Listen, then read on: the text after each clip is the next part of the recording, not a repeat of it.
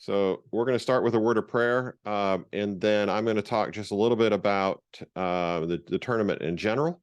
And then we're going to turn most of the time over to Sam and Fiona, and I'll introduce them. I think most of you have met them before, but we'll make sure they're introduced, and then we'll go from there. Let's just bow our heads for prayer.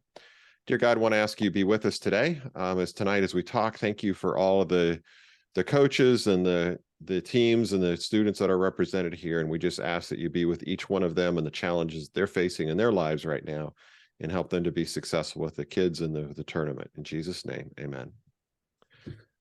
All right. So we're going to start, first of all, just a couple things related to the tournament. If you were here last year, it'll be very similar in format to what it was last year. So we will have the tournament is on May 7. It will start at 8 o'clock in the morning and run till at least 5 o'clock in the afternoon. We are combining First Lego League and First Tech Challenge again this year. However, this will be the last year we will do that. So next year, the First Tech Challenge tournament will move up to the second weekend in April. So we're moving it. So please make sure you add that to your calendars. And make those adjustments. Unfortunately, First has required that of us, as well as the fact that it's becoming too difficult to have all on the same weekend. It's just becoming more and more and more challenging for that. So please do make note of that if you can. I keep meaning to put an email. I think I sent it out an email before, but you sent an email once, and I know we all get dozens of emails, and it just doesn't always get through. So I want to just make sure we're repeating that, and I'll try to put out an email as well again. So just keep that in mind. So the weekend is, let me just share with you a link. I'm going to drop it in the chat as well for you. And this has gone out by email, but this is for the web page that has information about the tournament. And I'm going to go ahead and share my screen briefly here and just review a couple things here to make sure that we have this information here. So this is the page I just shared with you.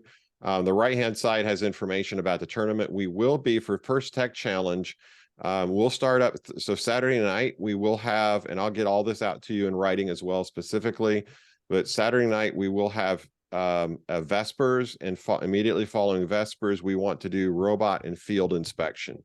And Sam will talk to you about that in just a little bit and some things to start paying attention to for robot and field inspection. So that'll be Saturday night.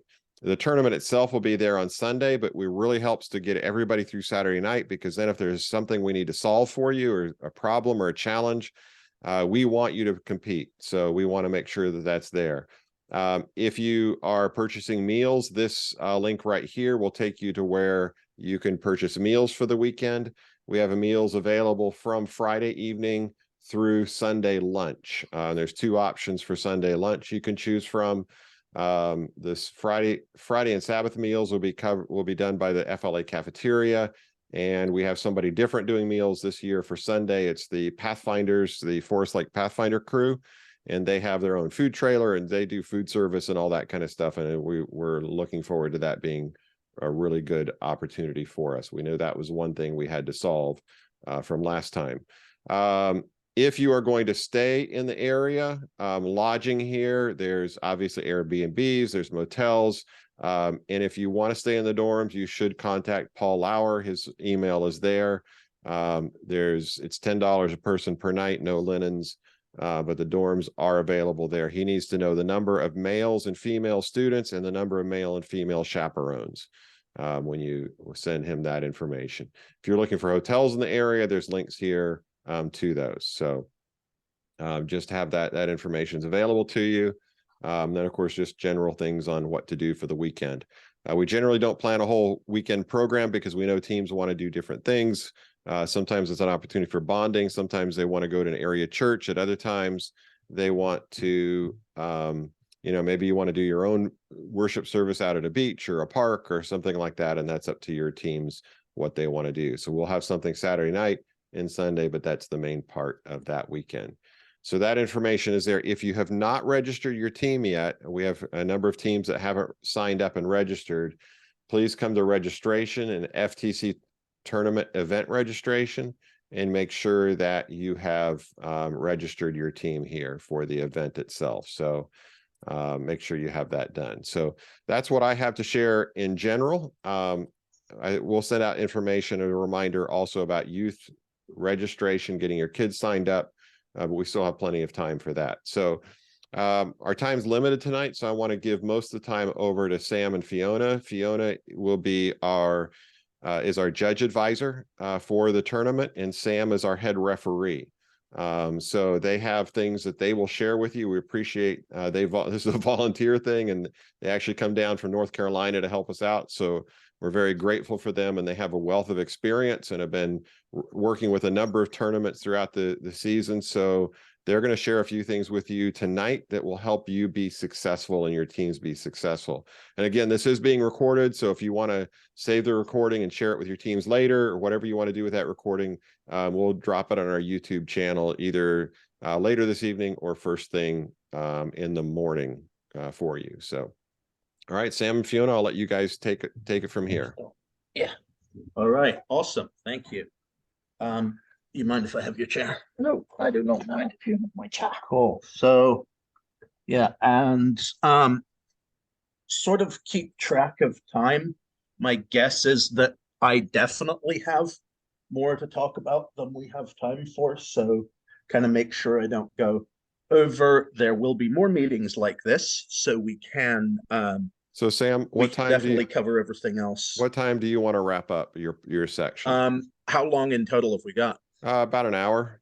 Okay. So but we've taken about 10 minutes of it already. Yeah. So about 15 minutes. So I can do 10 minutes. Okay. So if you give me like half an hour, then.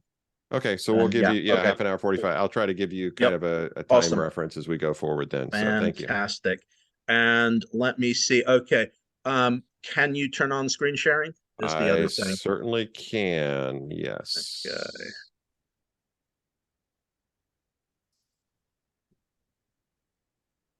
Okay, you should be able to share now. All right. Yeah. Fantastic. Okay. So you can see my screen here, and now also if you see me changing between tabs. We can see it. Very cool. So I am going to talk about some robot related things. And if you saw the email invitation to this, it's going to focus today on things that have to do that are likely to influence design decisions, because we're still relatively early in the season, at the point at which if you find out something like the design you were going for has a rules problem, there's time to pivot. So that's what we want to focus on today, and we're probably focus on more things that are more like gameplay related, drive teams and that kind of thing. As we get closer to the event, we will definitely in the future have something that focuses on human players, because that is important this season for rules wise. We found in North Carolina and also in Virginia that a significant amount of the penalties were human player related. So making sure your human players read the rules very carefully is good, but that is mostly later. Here I've got the robot inspection checklist, and I'm just showing this because this is another thing that it's a really good idea to be conversant with. And like once you've got your robot to the point where it's kind of you're getting towards being ready to have it moving and driving, running it through this yourself is a really good idea. Going through all of these things and getting an answer to all the questions in here, because that's essentially what's going to happen at robot inspection. Is the inspector is going to ask all these questions and is going to want an answer to them. And then field inspection similarly. So as I talk about different things, feel free to ask questions. You can, unmute and ask those, or you can stick them in the chat. And in general, if anything I say here, like if you go back and talk to your teams about it and they have follow-up questions, we are going to run more of these meetings, and I'm real happy to answer questions. I super want to catch as much as possible before the event so that teams have a chance to make certain that their preparations are targeted towards the right things. So then before we get into specifics, the last thing I want to talk about is this page here, which is the question and answers page. So this is where Sam, yes. just a note too, I put a link in the chat as well to the Discord server. If you haven't signed up for that, this is a great place to sign up and be able to ask questions. Whether you want to be the one doing that or your students doing it, it's up to you and how you handle that. But it's a great place to pop on and kind of as a community ask questions and get resources. Yes. And Sam, you're going to monitor that as well, right? A little bit as we go forward. I need to get myself signed up to that. I actually just copied that link, and Okay. after the meeting I will do a thing. But yeah, if you want to actually email it to me, that would be great. I'll do that. Yep. Yeah, fantastic. Yes. So that Discord is, and these meetings are awesome for getting answers that are specific to the Adventist Robotics League and to your tournament. This page here is the question and answer page for the entirety of First Tech Challenge. You can ask, and if you are a team, you have or should have an account on this system, and you can ask questions here. In fact, sometimes in North Carolina, we will, if we have a rules issue with a team at an event, we will ask them to ask a question to get it clarified, because the questions that are asked here are binding. Like this is the source of game updates, essentially, is questions that are asked here. So knowing that this exists and knowing how to use it, my favorite way to format this, if you go to this page, you go all the way down, you've got all answers on one page. And then you go, this is what comes up if you go there. And we have all answers on one page. And then you can search. If I want, for example, I searched for trapping earlier. If I want to search for question 288, which is something else we're going to be talking about, there's question 288. I believe 234 might be. And Control F in your browser. Control F when you're in your browser will bring up that search bar there for you. Mm-hmm.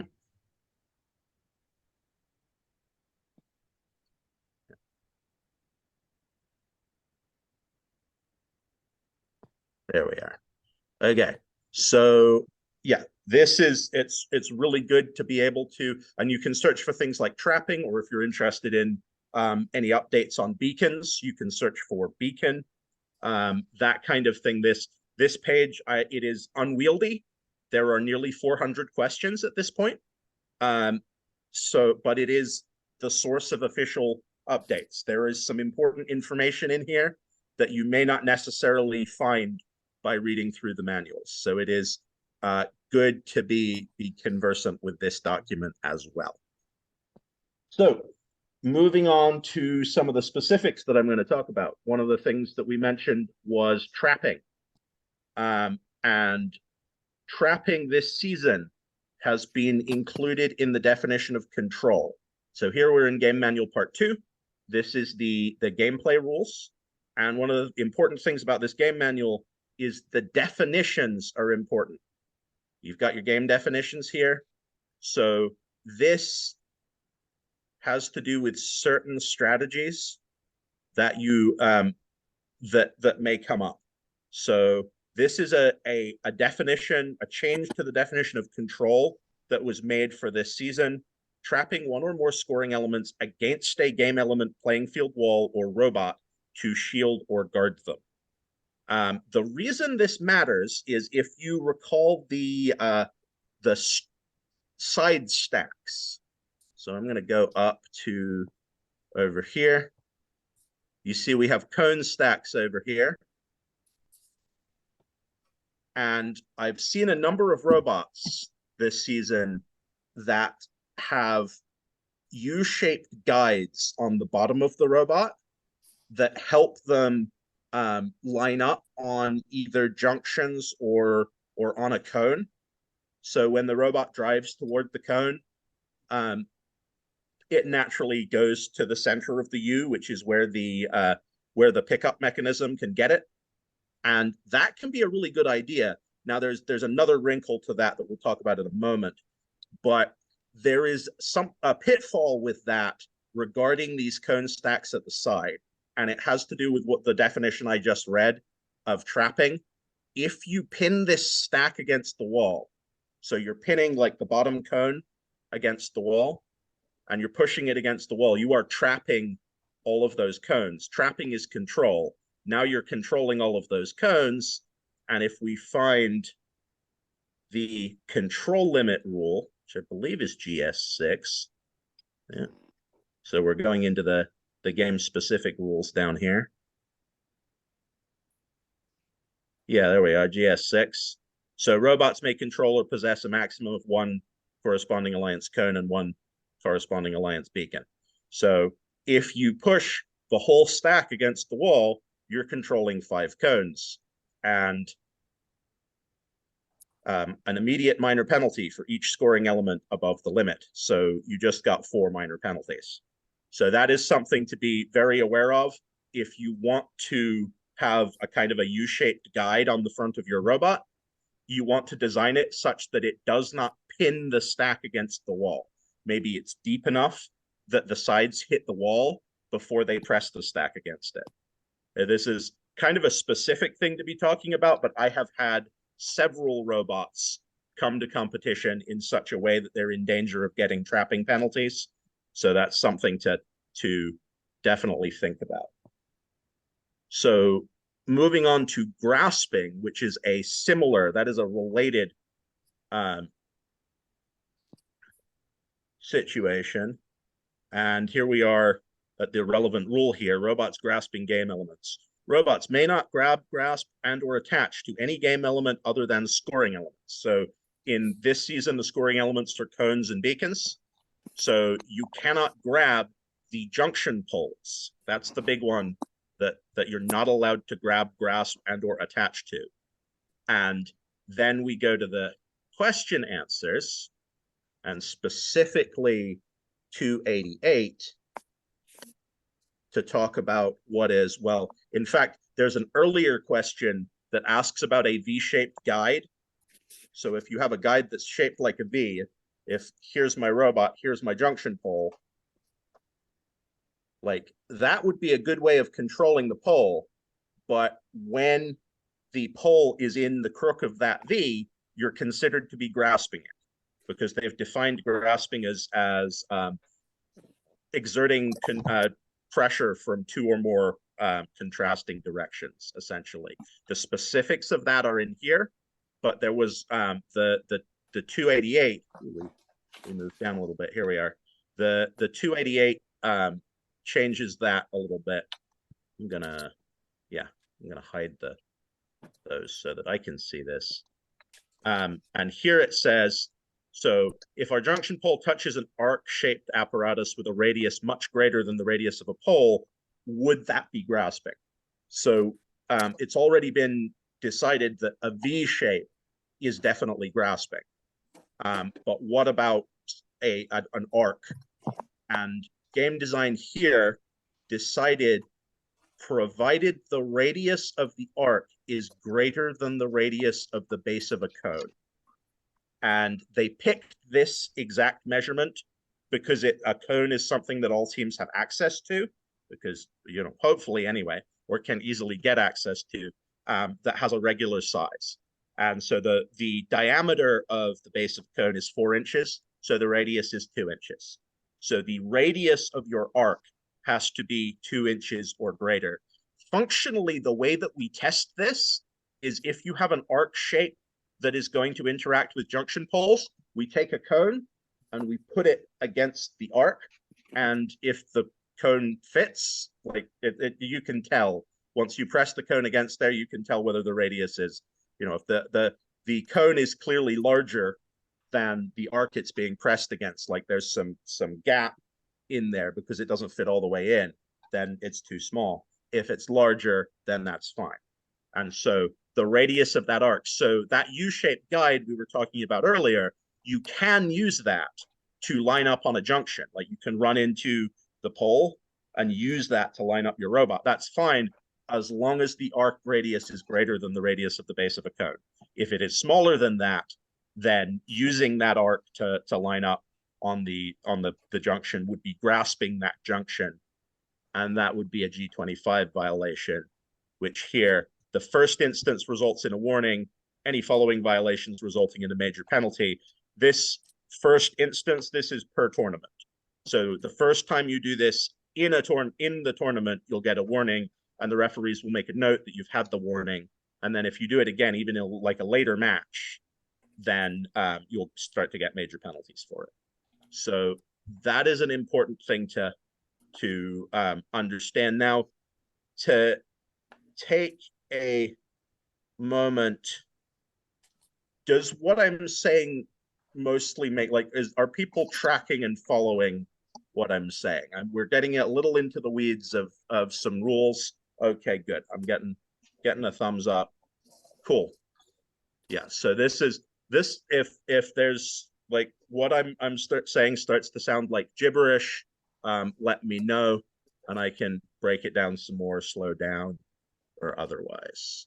So arc-shaped guides. So the simple thing here with what we've just talked about is no V-shaped guides. V-shaped guides are bad.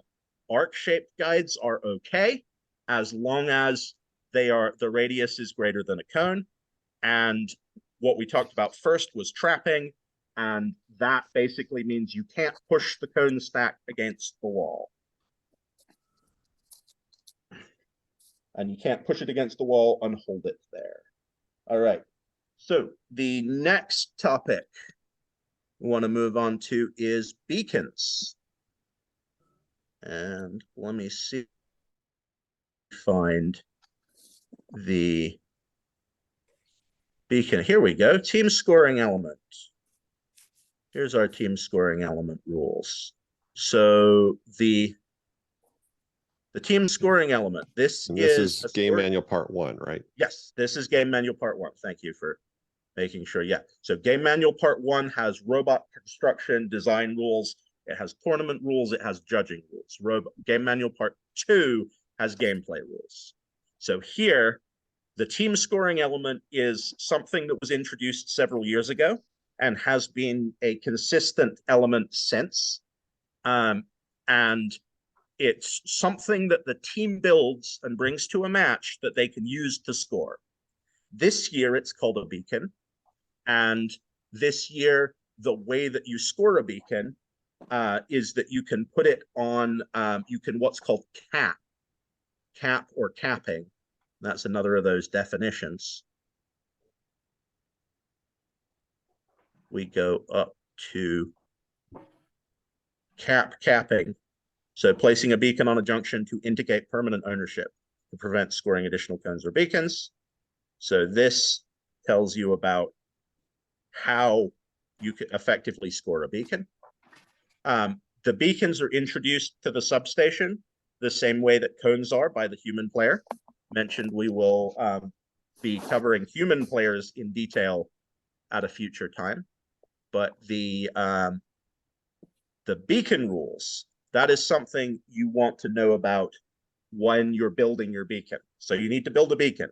In fact, you need to build 2 beacons. The first rule here, the predominant color of a team's scoring element must match the team's assigned alliance for the match, red or blue. So functionally, that means if you want to use your beacon in each match, you need a red one and you need a blue one. The predominant color, this has been defined to mean that at least 70% of the, and this is a Q&A thing, at least 70% of a beacon must be blue or red, depending on whether it's a blue beacon or a red beacon. That's what predominant color means. That's, we judge that by eye, but basically that means definitely more than 50%. If half your beacon is blue or red, that's not enough. It needs to be clearly more than that. It doesn't need to be as much as 3/4, but it can't be much less than 3/4. 70% is very close to 75%. So really, if you can get it like 3/4 blue or red, that's ideal. Of course, making it completely blue or red would be perfectly fine. The thing to consider with that is how visible will it be? And we're going to talk about, we're actually going to move around a little. Got to find the specific part of the, so I'm looking for the specific part of the rules that says that the team, here we go. So we're going to jump down here. Team scoring element may not resemble any current season scoring elements. What that means functionally this season is it can't be a cone. Now, I'm mentioning this specifically because it's like, it can't literally be a cone. And it also can't because there's size requirements, and the cone is too large in one dimension to be a beacon. However, it also can't look like a cone. The reason for that is that the referees need to be able to visually distinguish beacons from cones on poles. So if it's out in the middle of the field and the robot puts it on a pole out in the middle of the field, the referee needs to be able to tell that there is a beacon on that pole, because now there's a beacon on the pole. Other robots are not allowed to score on that pole. So it's very important that the beacon be easily distinguishable from a cone and also be visible. And that's where the color comes in. That's why it might be advantageous to have part of the beacon be a color other than red or blue, so that it stands out better against the cone that it's probably on top of. I mean, it might be alone. It might be by itself on a pole, but a lot of the time it's on top of a stack of cones. And in that situation, it's very important for the referee to be able to tell that it's there. And so that's why it can't look like a cone. And there's specific rulings in the question and answer that talk about using solo cups, because a solo cup is a fairly ubiquitous item that's quite easy to get hold of. And teams have asked, can my beacon be a solo cup? And the answer is essentially no. A solo cup, GDC has decided that a solo cup is too cone shaped. It looks too much like a cone to be a legal beacon. And there was a specific question that basically said, like, if I put like a textured fabric over the top of the solo cup, does that make it not a cone? And the answer was no. It actually has to be a shape that isn't a cone. To be clear, a cylinder is not a cone. So like a roll of tape, or like a Pringles can, like size, well, I'll mention the size restraints in a minute, but that kind of thing, that's totally fine, because that's a cylinder, not a cone. Like a top hat shape, a cylinder that has like a brim at the bottom, that's also not a cone. A pyramid is not a cone. Lots of things are not cones, but it is important that the shape of your team scoring element is not a cone shape. And it is because it's real important that referees don't get confused about what is a beacon and what is a cone. The definition of cone is a little more broad than you might think. It's not just if you put it next to the game element would you be able to tell it apart, because it won't be next to it. It'll be on top of a whole stack of them in the middle of the field with robots driving around. To cover beacons a little more, here are all of the different constraints. I have focused on the first and the last, but you can read through these and see the others. Basically, you can make it out of any material that you're allowed to make your robot out of. The size is important. It can be up to 4 inches in any dimension. And that's one reason that a cone is not a legal beacon, because cones are more than 4 inches tall. And it has to be 3 inches in every dimension. So at least 3, not more than 4. And it talks about must be small enough to fit inside a 4 by 4 by 4 inch cube, large enough not to fit into a 3 by 3 by 3 inch cube. We haven't been using cubes to we haven't made special sizing cubes for beacons. We just use a tape measure, but we do, as part of inspection, we measure your beacon to make sure it's the right size. One of the important things here is it needs to be the correct size after you score it. So it is possible to make a beacon that is malleable, but the robot could grip onto it and change its shape. That is okay, but if it doesn't spring back into shape when the robot puts it on a junction, then it's no longer a beacon. Because if it's out of size, if it's either too big or too small, when it's in the what would otherwise be a scored position, it won't score because it's not considered to be a beacon. So making sure that it is the correct size when you score it is something to think about. Team number, you got to put your team number on your beacon. You cannot put electronics on the beacon, and you cannot put anything that you couldn't put on a robot on the beacon. So that covers the beacon condition pretty effectively. And I'm going to move on to signal sleeves, which conveniently are right here. So the signal sleeve is a second team manufactured and designed game element.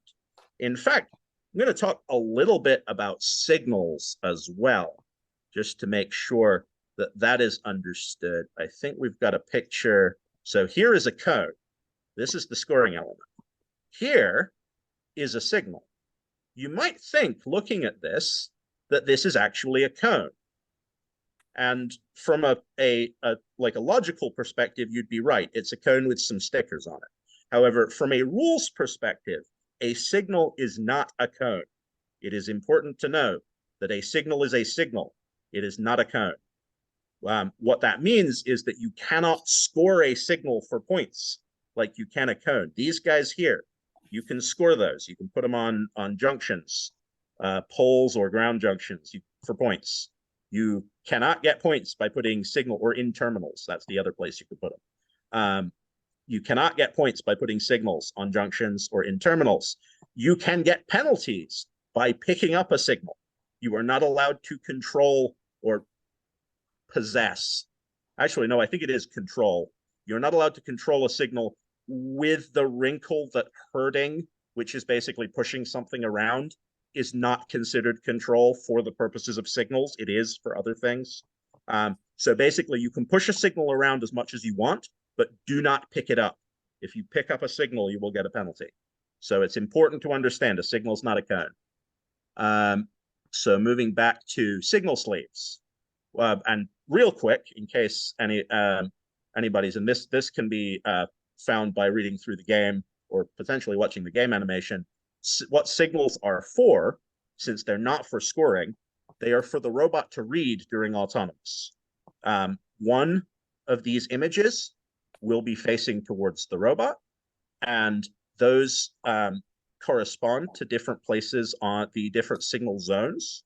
And here we have the signal zones. So if it's a 1, we got this one, and this is where the robot has to go in order to get the parking points. And so that's what signals are for. And what signal sleeves are for is, instead of using the supplied images, these images have been supplied and will be on all of the signals. The team can make their own custom image to put on a signal sleeve. And the signal sleeve goes on the signal. And if you can identify a signal sleeve and use that to park, then you get more points than if you were using the standard. So that's we have about five or 6 minutes left. Cool. That is good. And though, like I said, if anybody has specific questions, feel free to give those. I'll keep talking about signal sleeves until I'm done, or until somebody asks specific questions. Does anybody have any questions at this point?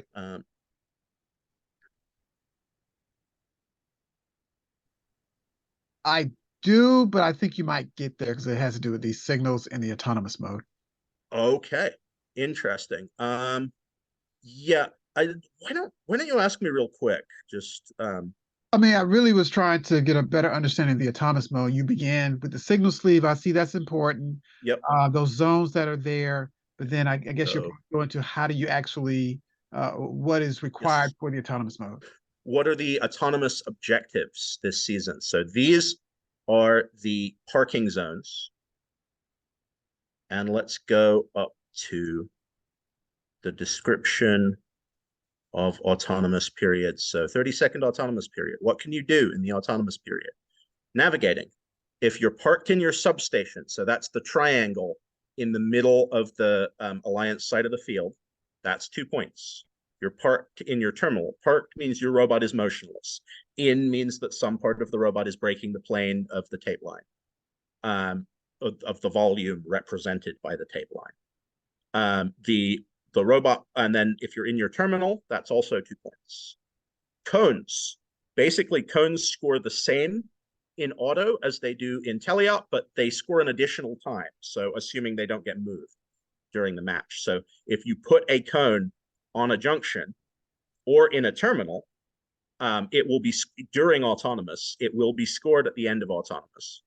And then if it's still there at the end of teleop, it'll be scored again at the end of teleop. So you can get points by doing that. Signal bonus. The signal bonus is the big one. Compared to the points available over here, robots earn points for parking completely in their Alliance's signal zone. So we looked at the signal zone earlier. They are 2 tiles, essentially. And it's a particular 2 tiles, though there's 2 sets of 2 tiles. It's functionally, it's 1 for each robot on the Alliance. And it's a particular 2 tiles that is randomly determined and will correspond to the signal. The signal will be, if the signal is number 2, then that's the one in the middle. So what you want to do to park there will basically be go straight forward. If it's number 1, it's to the side, and if it's number 3, it's to the other side. You get points for parking in the correct place. And if you're using a team supplied signal sleeve, you get twice as many points as if you're not using the team supplied signal sleeve. So that is Can you show that on the map there you were looking at before? Yes. So if we go back down to the I think I went a little far. We go back down to the here. So your robots will start on either tile A5 or tile A2, or F5 or F2 if you're on red. And then depending on what the signal is, you have to go to one of these locations. And you have to end there. So you could potentially score a cone in autonomous and then go park in your signal zone. I have a question. Yeah.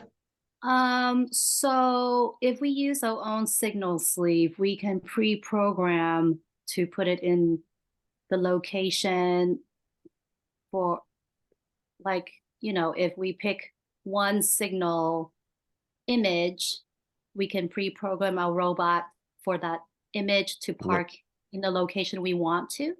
That is the idea. Yes. No, I don't think so.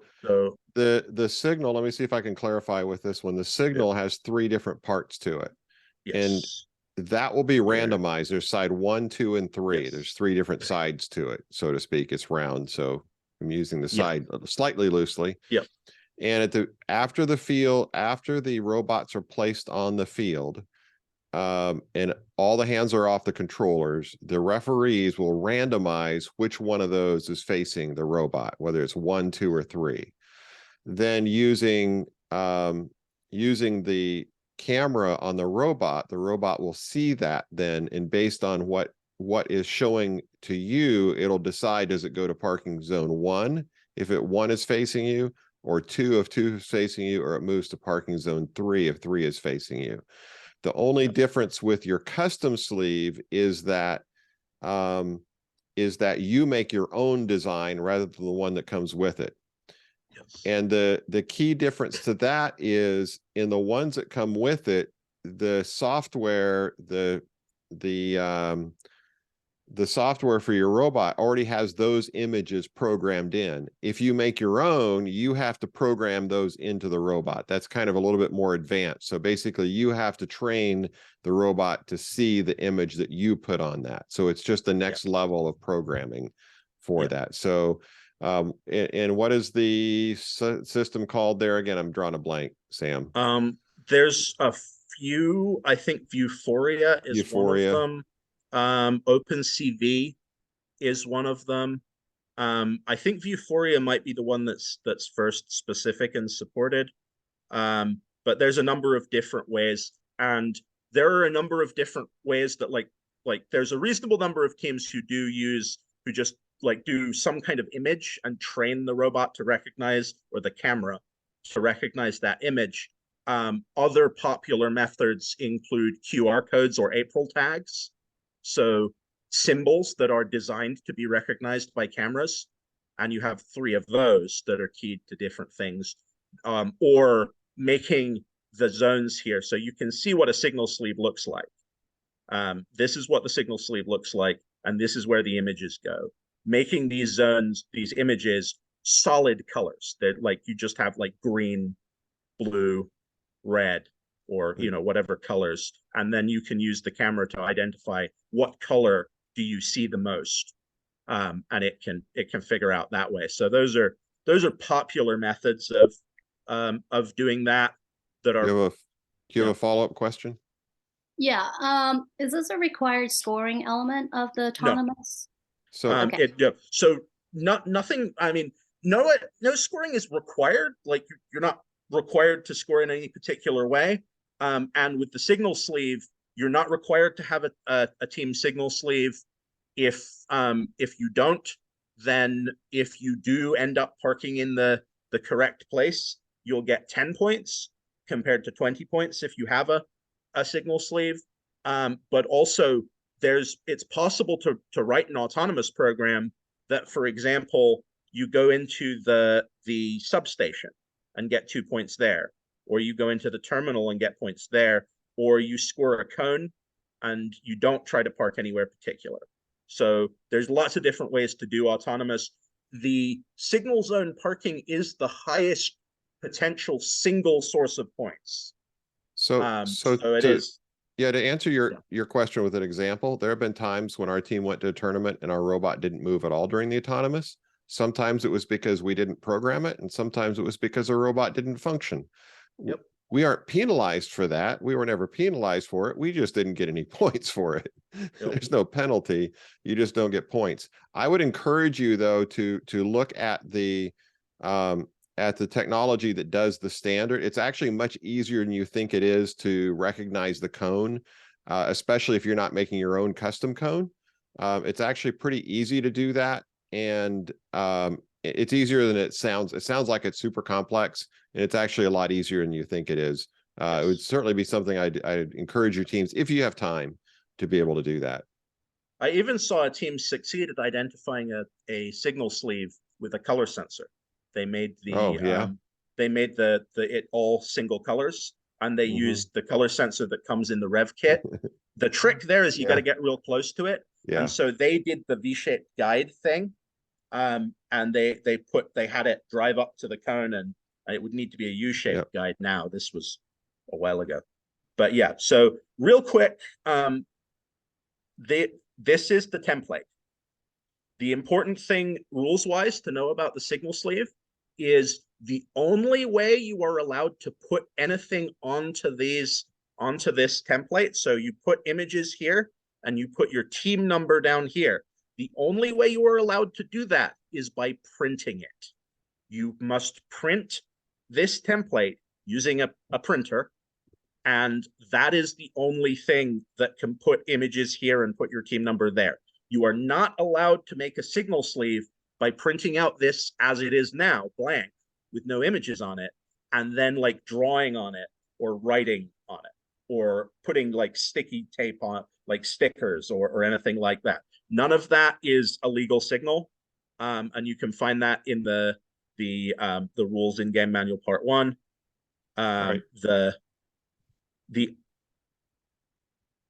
So Sam, let's go ahead Yep. and move on. There might be more Yep. questions, and hang Yep. on to those if you can. Let's go ahead and move Yep. on to Fiona and the judging. And then once we're done, we'll open it up to questions, and anybody that wants to hang out and ask more questions, we'll just have that, but then we'll have covered the core amount of information that we have Cool. here tonight. Yeah, that was my last thing. Just if you're gonna make a signal sleeve, you gotta print it. Do not handwrite your team number. Do not draw on it with marker. Do not stick stickers on it. Do read the signal sleeve rules. Yeah. Reading the rules is really important. It's a good idea to read them in small batches as well, because there's lots of them and they're easy to forget. Okay, good evening. I hope everybody is doing well. I'm going to talk about judging. I'm not going to talk for very long because it's not difficult at this point. And we've got several meetings. So are you gonna? I'm take gonna that find away? you a. I'm Are gonna you find you gonna- a judging section. Oh, well, is what I'm that's gonna nice do. of you. Here we go. Okay, Judges so- interviews. How about that? Yeah, that's fine. So judging will happen at the beginning of the tournament. And each team will have a 15-minute judge interview. And the first 5 minutes of that is uninterrupted. So you want a presentation that your team knows well and can communicate well, talk about what's important to them and what they've achieved this year in 5 minutes. And you want them to know that well enough so that they stop before going over the 5 minutes, because then the judges don't get stressed and don't have to ask them to stop. And then the judges will ask questions for 9.5 minutes. And that is judging. That is in what happened to my sheet. Thank you very much. That is one of the 3 ways that we assess teams at the competition. The other 2 ways are the portfolio, which I'm going to talk about, and the third one is pit visits. So all teams have a official formal judging interview at the beginning of the day. Before that, you will have given in your portfolio, and the portfolios will go to the judges that are going to see your team, and they will have a couple of minutes to look at it before they see your team. And then after that, they will come. So there will be judge panels who will now be judging for a particular award, and they will come into the pit in the afternoon and ask specific questions for judging for the particular award. You're welcome to ask questions if any of this doesn't make sense. Because the problem with me and Sam is that we do this stuff a lot, and therefore we sort of, we think it's second nature to everybody, and that's not really true. Okay, so what I wanted to focus on today is the portfolio. So we used to, and I don't know how new most of you are, but we used to do an engineering notebook, and that was what was handed to the judges. And the judges used the engineering notebook to judge. But the difficulty of that is that an engineering notebook can be very big, and therefore it is very difficult for the judges in the time period that they've got to assess one against another. Now that we have the portfolio, it's great, because portfolios are 15 pages and a cover sheet. They have to be 15 pages and a cover sheet. They can be less than 15, but I kind of recommend you go to the 15 if you can. And there are rules about what you can put on the cover sheet. It's very important that you have your name and number on the cover sheet, and not much else. But read the rules for that. And then 15 pages, and it's a portfolio. So you want it to be as clear and obvious as you can. But it's supposed to be, and I'm going to read a couple of sections from here. Engineering portfolio must have engineering content. The engineering content could include entries describing examples of underlying science, mathematics, and game strategy in a summary fashion. This is I can find it. You can find it. Okay, good. And engineering portfolio must provide examples that show the team has a clear understanding of the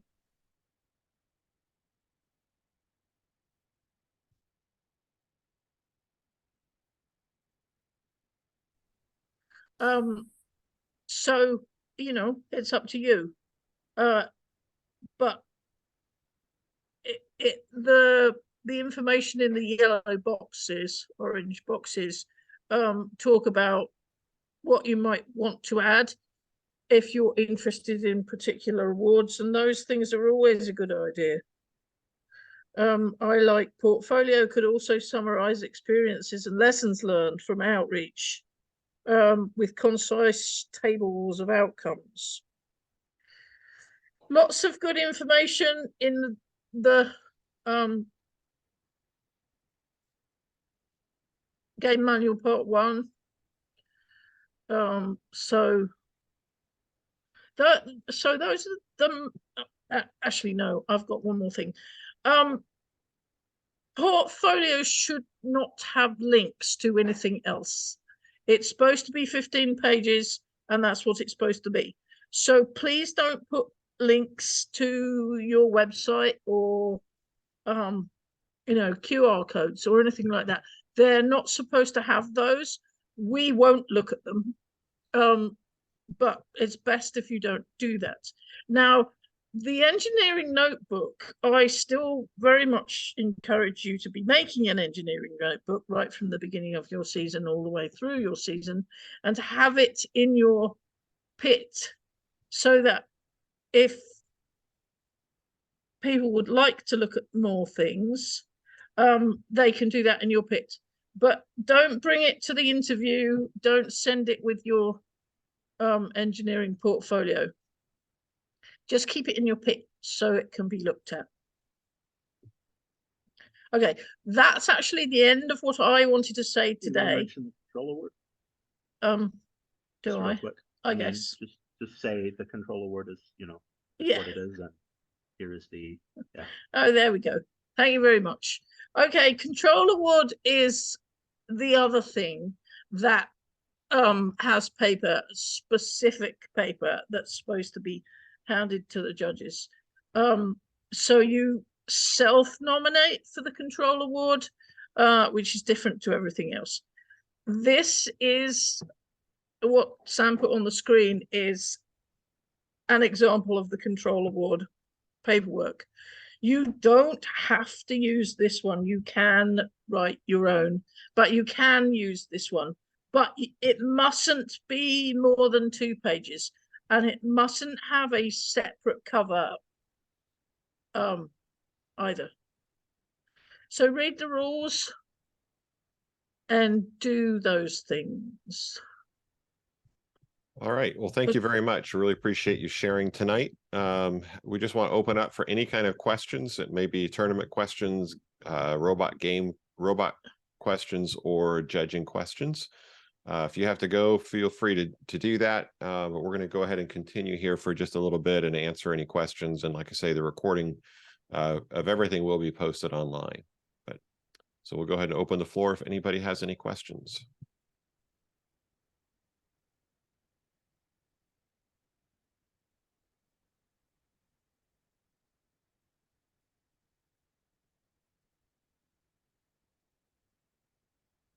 If there are no questions, that's okay too. I just want to make sure that you have a chance if there's anything related to the tournament, any way, shape, the weekend, anything like that. And of course, you can always reach out to us individually, as well as on the Discord channel. Brandon? Yeah, just a real quick thing. I know that with our team last year, and we didn't end up actually competing, but we ran into an issue with, and it's good to remind everyone, I suppose, too, that if you are purchasing a kit that has 2 levels of motion to be able to grab an element, that is not allowed by the rules. Mhm. So we had bought a kit that, you know, was this really cool thing, but in the end we realized we couldn't use it, so we had to re-engineer things. So if you are buying something like that, but the question that I have is, we have purchased another kit which is a slide, an elevating slide mechanism to be able to raise the cones to the poles. Is that allowable under the rules? So that sounds like a linear That slide kit. Is it correct. the Go Builder one by chance? It's the one from Andy Mark, the Tetrix. Okay, interesting. I don't know that I've seen that one in action, but yeah, the from the sound of things, that is a linear slide kit, and that It is is. under the example of allowed commercial off-the-shelf parts. The Okay. linear slide kit is explicitly mentioned here. Yeah, those are common. The Go Builder Viper slides are another good example of those, and yes, those are definitely allowed and are fine. And I have, that being said, I've seen teams who have purchased a gripper arm and they've not used it, but they've reverse engineered it, used it to look and say, okay, how does it work? And then they fabricate their own based on some of the principles there. So you can use the information from there. You can have that kind of thing as long as you fabricate your own. So yeah, it is a 1 degree of freedom rule. So slides, hinges, anything like that are fine. We actually used a fishing rod once, a collapsible fishing rod in one of our tournaments, which was a little bit of a fun engineering piece of engineering we did with that one to make it all work and slide in and out, but is 1 degree of freedom. Joe? So I bought a Go Builder chassis kit, and to build my gripper, I had my team use that kit's parts. Is that allowed to use parts from the kit to build the gripper? They put the parts together. They put the parts together. The parts came from the kit, but they put them together. The design was theirs. It was not a design. It's not a gripper assembly perfectly kit. fine. Okay. Yeah. You can use any kind of kit parts. Yeah. That is what is intended. That's absolutely as intended. So just to clarify that, if it came disassembled and the kids figured out how to put it together, that's okay? No. So the issue is whether the original design was conceived by this is a separate issue from like the linear slide kits. Those are okay, but for a gripper specifically, and there's a few other things that this applies to that come up.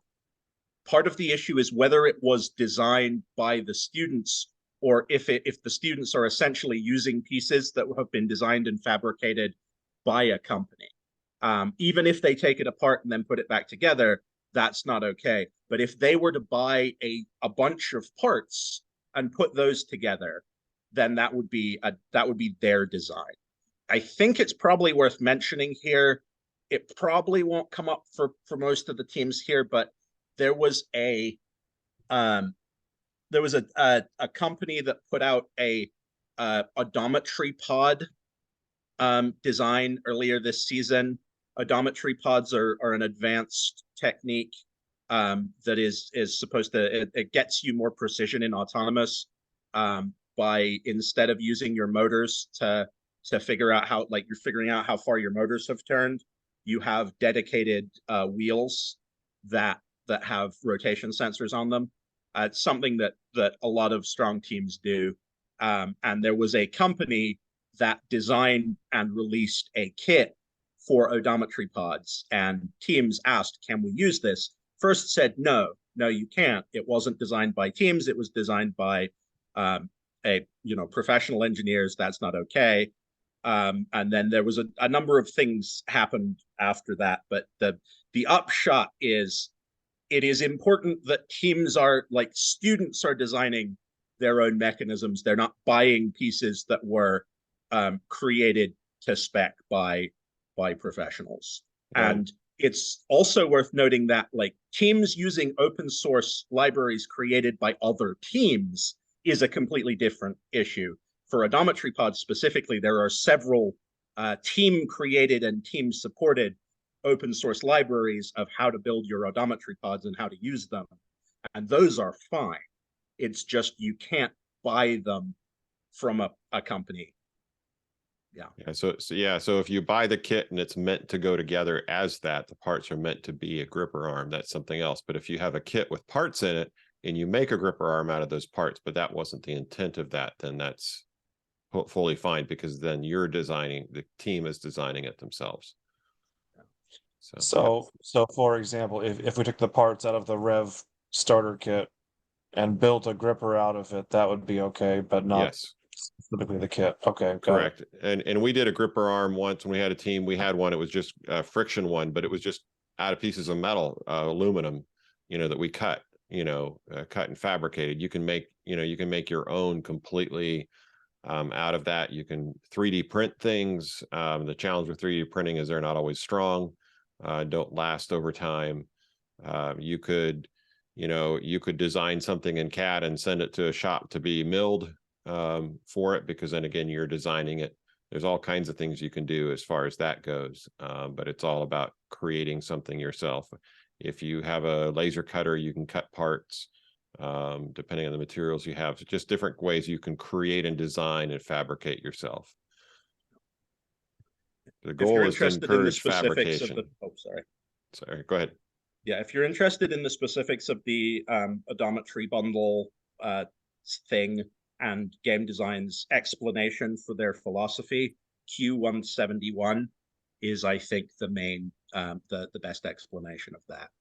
So that's, yeah, Q171 has kind of a rundown of that particular thing that happened, and it also includes kind of a what First Game Design's philosophy regarding like teams designing their own stuff is. Okay. Yeah, sorry. Right, thanks for the questions. Any other questions? Yeah, I had a question along the same line about the gripper. 3D printed grippers. That's legal? Yeah, good. Generally completely good. Yeah, I honestly can't think of a scenario where a 3D printed, like the students 3D printed it. Obviously purchasing 3D printed parts that were designed by someone else to be a gripper would be a problem. But if the students did the 3D printing, I don't think you could go wrong. So you can't purchase a design that someone has already designed and you print it out on your printer. So if you print it out on your printer, I think you're okay.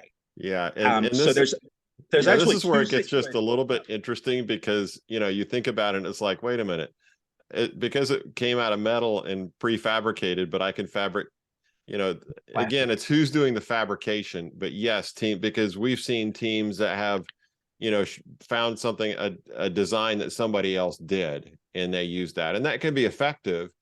I always challenge my teams to come up with their own design, but obviously trying to find efficiency is that balance between creative design and efficiency and that kind of thing, and where you go with that. But you have to work that out. But yes, you can 3D print something that somebody else designed.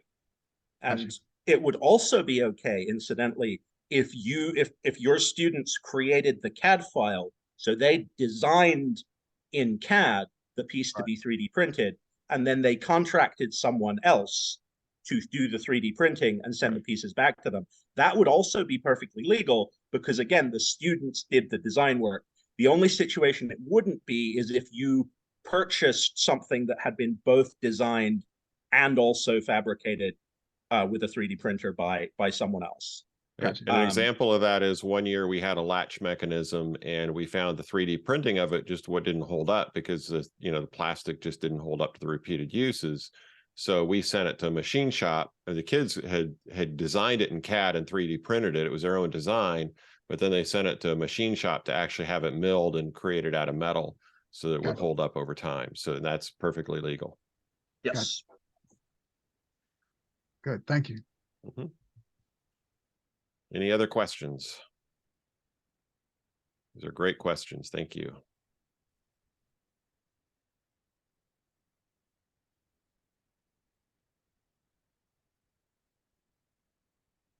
All right. Well, if that's the case, we'll go ahead and end it here. Just do want to go back as far as just remind you, this is the time to start doing robot inspections, even though your robot still may not be fully built. Be aware of those inspection lists, because that's one thing, probably one of the biggest things that can create stress for you at the tournament, is not passing inspection and having to scramble to get things done. So those, it's Appendix B in Part 1 of the game manual. At the end of there's the robot inspection and field inspection. Those are 2 inspections you need to pass. And starting to have some of your team members go through that and understand what all those pieces are and what the things are you have. It's really easy to to go over simple things, miss simple things, and then have an issue at the inspection. And I can tell you from personal experience, we missed a rule once, had to do with the wheels, and our wheels were illegal, and they had actually passed at qualifying tournaments, and we went to the championship, and they caught us there. And let's just say we were stressed out. We made it work, but it did not make it it made it much more stressful than it needed to be, because we didn't pay attention to the rules. So there are some wheels that are not legal. So do check that part of the rules. That's just my own personal horror story. Yep. I call it a horror story, but anyway, it made life stressful for us at it. We competed, we were successful, but it made life difficult for everybody because we missed that. So the more I can tell you from personal experience, please pay attention to that robot inspection and the field inspection checklist, and make sure that you take time to go through that. And you start now. We know your robot's not done, but say, hey, would it pass today? What would we have to change to make it pass as it stands right now? Taking a little bit of time to do that will help you a lot when it comes to the tournament. Going through these questions, and any of the questions that you don't understand. So if you go through them, you read the rule citations, and if you still don't understand what the question is asking, that would be a great thing to bring to the next one of these meetings. Yep.